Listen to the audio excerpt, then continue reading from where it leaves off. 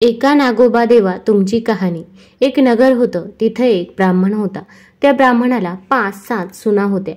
चातुर्मासात श्रावण मास आला आहे। नागपंचमीचा दिवस आहे। कोणी आपल्या आजोळी, कोणी पंजोळी, कोणी माहेरी, अशा सर्व सुना गेल्या आहेत। सर्वात धाकटी सून होती, तिच्या माहेरचं कोणीच नव्हतं। तेव्हा ती जरा खिन्न झाली व मनात माझा सर्व संबंधी नागोबा देव आहे असं समजून नागोबा देव मला माहेराहून न्यायला येईल असं म्हणू लागली। शेष भगवानास तिची करुणा आली।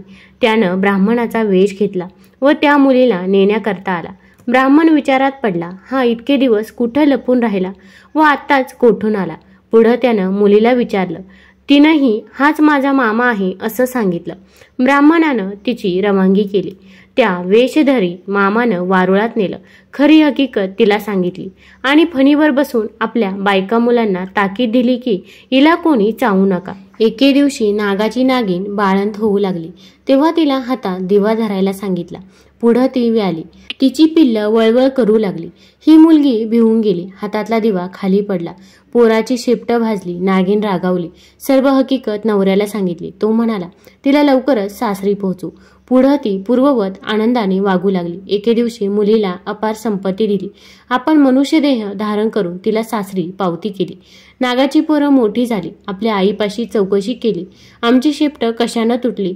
तिने मुलीची गोष्ट सांगितली। त्यांना फार राग आला। हिचा सूड घ्यावा म्हणून पाटावर व भिंतीवर नागाची चित्र काढली, त्यांची पूजा केली। जवळ नागाने लाह्या, दूध वगैरे ठेवलं, उकडीचा नैवेद्य दाखवला। हा सर्व प्रकार नागाची पिल्लं पाहत होती।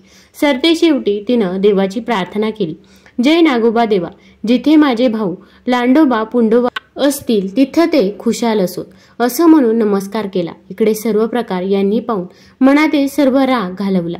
मनात तिच्याविषयी दया आली। पुढं त्या दिवशी तिथं वस्ती केली। दूध पाणी ठेवतात, त्यात पहाटेस एक नवरत्नाचा हार ठेवून निघून गेले। दुसऱ्या दिवशी हार उचलून गळ्यात घातला, तर जसा तिला नागोबा प्रसन्न झाला तसा तुम्हा आम्हा हो, ही 60 उत्तराची कहाणी 5 उत्तरी सफळ संपूर्ण हो।